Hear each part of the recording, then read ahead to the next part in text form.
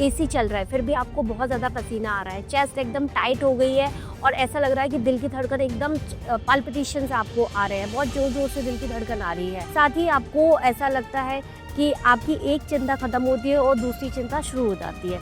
तो जब हम पेशेंट से ऐसा पूछते हैं वो बोलते हैं हाँ डॉक्टर साहब बिल्कुल ऐसा ही होता है। नमस्कार, मैं डॉक्टर सुजाता शाह, एमडी इन साइकेट्री।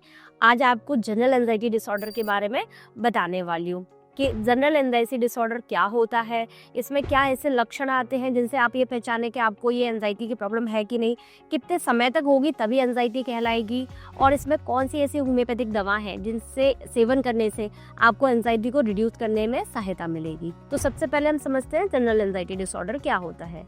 एंजाइटी का मतलब होता है कि जब आपके मन में बहुत ज़्यादा घबराहट, बेचैनी बनी हुई है और ये बेचैनी आपकी काफ़ी लंबे समय से है, अनएक्सपेक्टेड थॉट आपके मन में विचार आते रहते हैं और काफ़ी इरेशनल है, यानी कि इसका कोई तुक नहीं है, एक दूसरे से कोई कनेक्शन भी नहीं है।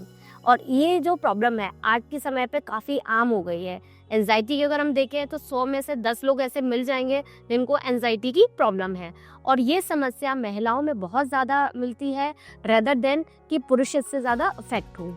तो एंजाइटी के जो लक्षण होते हैं उसमें सबसे पहला लक्षण आता है आपको डे टू डे वरीज, यानी कि जब आपको ये प्रॉब्लम होगी तो आपका मान लीजिए एक रूटीन लाइफ चल रहा है, जैसे कि आप सुबह उठे, आपने नहाया, आपने ब्रेकफास्ट किया, आप अपना मेट्रो पकड़ के अपने ऑफिस तक गए, आपकी बॉस के साथ मीटिंग हुई, ये एक रूटीन लाइफ है। लेकिन अगर इस रूटीन लाइफ में आपको छोटे छोटे इश्यूज आने लगे, जैसे कि आप अगर सुबह सो के उठते हैं और आपके जैसे आप नहाने गए तभी पानी ख़त्म हो गया, तो आपको इसी में एक चिंता आएगी, अरे पानी कैसे ख़त्म हो गया, क्या हो गया, मैं ऑफिस अब समय पे जाऊंगा कि नहीं। साथ ही जैसे मान लीजिए आप ऑफिस गए और आपका 5 मिनट से आपके एक कैब छूट गई या आपकी बस छूट गई, तो उसको लेकर भी आपके मन में कई ऐसे विचार आने लगेंगे, जैसे अब क्या होगा, मुझे दूसरी बस मिलेगी कि नहीं, या मुझे दूसरी ऑटो मिलेगा कि नहीं, मैं लेट हो जाऊंगा, मेरे बॉस मुझसे क्या कहेंगे और मेरा एक लेट मार्क हो जाएगा। तो इस तरीके की जो छोटी छोटी ट्रिफल्स हैं वो आपकी लाइफस्टाइल में बॉदर करने लगेंगी। और जैसे इसी में अगर हम एग्जांपल जोड़ें, जैसे कि आप घर पे कोई मदर है या कोई फीमेल है, उसको ऐसा लग रहा है कि मेरा बच्चा स्कूल गया था, अब वो स्कूल से इस समय पे आता है, अगर वो थोड़ा सा भी लेट हो गया तो उसको कई विचार मन में आने लगेंगे, जैसे कि अब क्या हो गया, उसको कोई कुछ हो तो नहीं गया, वो कहीं कुछ गिर तो नहीं गया, उसका कोई एक्सीडेंट तो नहीं हो गया। तो इस तरीके के जो लूप होते हैं वो होने लगते हैं। या फिर कोई वाइफ है, उसने अपने हस्बैंड को फ़ोन लगाया, भले ही उसका हस्बैंड एक मीटिंग में था, इस वजह से वो फ़ोन नहीं उठा पाया, लेकिन जैसे ही उसका फ़ोन बिजी आने लगा उसको मन में ऐसे विचार आने लगे कि क्या हुआ, किसी और से तो बात नहीं कर रहा है, कहीं और इनकी बातचीत तो नहीं चल रही है। और मान लीजिए आपको किसी पे शक है, आपने उसका भी फ़ोन लगाया और वो भी बिजी आया, तो आपको इस तरीके के जो विचार हैं वो मन में काफ़ी ज़्यादा ट्रिफल करने लगते हैं और इस तरीके के विचारों से आप काफ़ी ज़्यादा परेशान रहते हैं। सेकेंड आता है lack of concentration. Lack of concentration का मतलब होता है कि आप अपनी किसी भी चीज़ पर फोकस नहीं कर पाते। डेफिनेटली जब आपके माइंड में इस तरीके के विचार होते हैं तो फोकस आपका बहुत रिड्यूस हो जाता है। आप ना अपने काम पे फोकस कर पाते हैं, ना आप अपनी स्टडी पे फोकस कर पाते हैं। अगर बच्चे हैं वो अपना स्टडी करना चाहें तो वो उनका मन बहुत ज़्यादा भटकता है, सोचते हैं कि पढ़ाई करें, फिर लगता है कि खेल ले, फिर लगता है कि कुछ और काम कर ले, तो वो एक ही काम को कॉन्सेंट्रेटरी होकर कर ही नहीं पाते हैं। और अगर आप एक ऑफिस वाले पर्सन है या वर्क लाइफ आपका है तो आपका उस पर भी फोकस बिल्कुल नहीं होता है। इसके साथ ही आपको तीसरा सिम्टम मिलेगा इरिटेशन का मतलब होता है आपको मन में एक बहुत ज़्यादा चिड़चिड़ाहट लगेगी और आपको छोटी छोटी बातें बहुत ज़्यादा प्रॉब्लमेटिक लगेंगी, जिन बातों का कोई तुक नहीं होता है या लगता है कि ये बातें बहुत ज़्यादा मायने नहीं रखते, आपको उन्हीं छोटी बातों पे इतनी ज़्यादा प्रॉब्लम होने लगेगी कि इससे परेशान होकर कई बार आपकी फैमिली मेम्बर्स ने भी आपको इस चीज़ पर टोका होगा।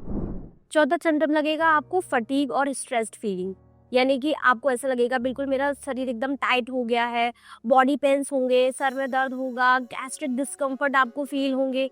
साथ ही साथ आपको हमेशा एक अनईजी फीलिंग हमेशा बॉडी पे बनी रहेगी, ऐसा लगता है कि कुछ भार है। और पंखा चल रहा होगा या एसी चल रहा होगा तब भी आपको ऐसा लगता है कि काफ़ी ज़्यादा पसीना आ रहा है। तो इस तरीके के फिजिकल सिम्टम्स भी आपको देखने को मिलेंगे। इसके साथ पांचवा सिम्टम आता है इंसोम्निया का। इंसोम्निया का मतलब होता है समय पे नींद नहीं आना, या नींद का क्वालिटी ऑफ जो स्लीप होती है वो ना आना, क्योंकि आपके मन में जो दिन भर की चीज़ें हुई उनसे क्या हुआ, आपकी नींद पे तो उसका असर आएगा ही, कि आपके दिमाग में एक लूप चल रहा है, उसने मुझसे ये कह दिया, या इसने मुझसे ऐसा कहा था, उसको अब मैं ऐसा कर दूंगी, उसको मैं अब ऐसा कह दूंगी। मतलब आपके मन में विचारों की एक जो फिल्म होती है वो कहीं ना कहीं चलती रहती है, चलती रहती है, चलती रहती है। तो इस तरीके से जब आपका ब्रेन एक्टिव होगा रात को भी, तो आपको जो नींद की समस्या है वो भी डेफिनेटली आएगी ही। और छठा सिम्टम आता है एज फीलिंग। एज फीलिंग का मतलब होता है, मान लीजिए एक क्रिकेट मैच चल रहा है, उसमें आपको 3 बॉल पे 9 रन बनाने हैं, तो उस समय जो एक फीलिंग आती है, जो एक कसमकस की फीलिंग होती है, इस तरीके की फीलिंग जनरल एंजाइटी की जो पेशेंट रहते हैं उनको हमेशा बनी रहती है। क्या होगा, कब होगा, कैसे होगा, मैं ये कर पाऊँगा कि नहीं कर पाऊँगा। और कई बार इस तरीके की जो एंटीसिपेटरी एंजाइटी होती है वो लोगों में होती है। यानी कि मान लो उन्हें कहीं जाना है या कुछ काम करना है, मान लो किसी को ट्रैवल करना है 2 दिन बाद, तो उस ट्रैवलिंग को लेकर उनके मन में पहले से काफ़ी ज़्यादा विचार आने लगेंगे। टिकट कन्फर्म हुआ कि नहीं, मेरे को ये वाली सीट मिली कि नहीं, टिकट कैंसल तो नहीं हो जाएगा, मेरी ट्रेन तो नहीं छूट जाएगी, उस दिन इस तरीके से जाएँगे, उस दिन ये होगा। तो कोई परफॉर्मेंस होने से पहले ही उसकी इतनी ज़्यादा एंजाइटी रहती है, इस तरीके की कसम-कसम से लोग काफ़ी ज़्यादा जूझते रहते हैं। अब आप इसको पता कैसे करेंगे कि ये जो प्रॉब्लम्स हैं आपकी, जो मैंने 6 सिम्पटम्स बताए, वो सिम्पटम्स अगर आपके क्रोनिकली 6 महीने तक परसिस्ट करते हैं, तो आपको जनरल एंजाइटी डिसऑर्डर रहता है। साथ ही एसोसिएट सिम्पटम जो मैंने आपको बजाय फिजिकल वाले, वो भी इसके साथ रहेंगे ही। तो ये जो वीडियो है वो आपको साइकेट्रिक इश्यूज़ के लिए अवेयर करने के लिए बनाया गया है, कि अगर आपको इस तरीके की समस्या है तो उन्हें इग्नोर मत कीजिए, उन्हें ज़रूर एड्रेस कीजिए। चाहे तो आप अपने नज़दीकी साइकोलॉजिस्ट से मिल सकते हैं या साइकेट्रिस्ट से मिल सकते हैं। और आपकी ये समस्या है, जैसे ये कोई चोट नहीं है जो हम देख के बता दें कि हाँ अब ये ठीक हो जाएगा।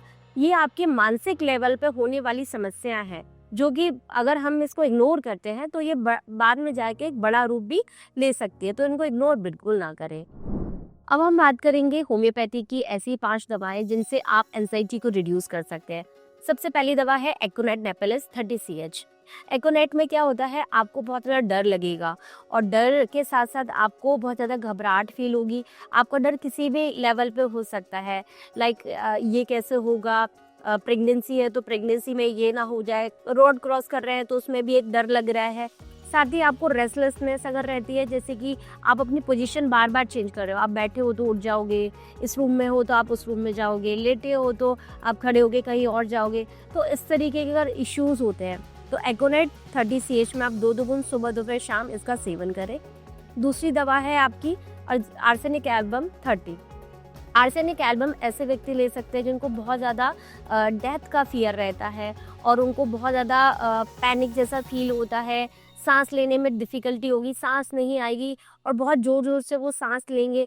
साथ ही आपको हाथ पैरों में दर्द रहेगा और पसीने जैसे अगर आपको आता है, और ऐसे व्यक्ति को हमेशा फाइनेंशियल लॉस के लेकर बहुत ज़्यादा चिंताएँ रहती हैं कि कब होगा, ऐसा ना हो जाए, फाइनेंस मेरा कैसा है। तो इस तरीके के जो इश्यूज़ होते हैं उसमें आप आर्सेनिक एल्बम को 2-2 बूंद सुबह दोपहर शाम 3 टाइम ले सकते हैं। तीसरी आपकी दवा है अर्जेंटिकम नाइट्रिकम 30 CH। अर्जेंटिकम नाइट्रिकम में आपको क्या होता है, एंटीसिपेटरी एंजाइटी होती है। एंटीसिपेटरी एंजाइटी का मतलब होता है कि आपका कोई वर्क है जो कि 2 दिन बाद होने वाला है, उसको लेकर एंजाइटी फील होना। जैसे कि बच्चा है, कोई स्टूडेंट है, उसका 2 दिन बाद कोई एग्ज़ाम है, तो उस एग्ज़ाम को लेकर उसको बहुत ज़्यादा मन में फ़ियर आ रहा है और डर लग रहा है क्या होगा, मैं फ़ेल तो नहीं हो जाऊँगा, मेरे मार्क्स आ पाएँगे कि नहीं आ पाएँगे, मेरे मम्मी-पापा मेरे रिज़ल्ट से खुश होंगे कि नहीं खुश होंगे। साथ ही उसको जब वो इवेंट हो रहा है उससे पहले डायरिया लग रहा है, या मोशंस लूज़ हो रहे हैं, या कोई इवेंट होने से पहले उसको मोशन जाना पड़ता है। तो इस तरीके के अगर आपको इश्यूज़ हैं तो आप अर्जेंटिकम नाइट्रिकम को 30 CH को 2-2 बूंद सुबह दोपहर शाम 3 टाइम ले सकते हैं। चौथी दवा है आपकी जेलसिमियम। जेलसिमियम का जो एंजाइटी रहता है वो होता है गैदरिंग को लेकर, यानी कि पब्लिक परफॉर्मेंस को लेकर। तो वैसे तो आपको इन जनरल डर नहीं है, लेकिन जब आपकी पब्लिक परफॉर्मेंस होती है, जैसे कि आपको स्टेज पे आके कोई गाना गाना है या डांस करना है या आपको कुछ बोलना है, तो आपकी एंजाइटी तभी शुरू होगी जब आपको ये परफॉर्मेंस देनी होती है। तो इस तरीके की इश्यूज़ है। साथ ही आपको बहुत ज़्यादा डर लगता है, बेचैनी रहती है और मेलान्कोलिक आपका नेचर रहता है और उदास रहते हैं आप, तो जैल्सिमियम 30 सीएच आप 2-2 बूंद सुबह, दोपहर, शाम 3 टाइम ज़रूर लें। 5वीं जो दवा है, वो मैं कहूँगी मेरी मोस्ट फेवरेट दवा है। इसको मैंने कई मरीजों को देकर ठीक किया है और ये एज़ अ सपोर्ट मेडिसिन के रूप में काम करती है। वो है कालीपोर 6 एक्स। कालीपोस को आप एंग्ज़ायटी, नर्वसनेस, फ़ियरफुलनेस, अगर इस तरीके के इश्यूज़ होते हैं, साथ ही आपको भीड़-भाड़ से बहुत ज़्यादा डर लगता है, मन में बहुत ज़्यादा भय रहता है, तो आप कालीपोर 6 एक्स को 4-4 टैबलेट सुबह, दोपहर, शाम 3 टाइम ज़रूर लें। तो इस तरीके की वीडियो के लिए आप मेरे से जुड़े रहिए और मुझे बताइए कि आप और किन कंटेंट के ऊपर वीडियो चाहते हैं, मैं ज़रूर उसको बनाऊँगी। साथ ही आप अगर मेरे चैनल पे नए हैं तो ज़रूर सब्सक्राइब करें और अपनी सेहत का ध्यान रखें और मस्त रहें।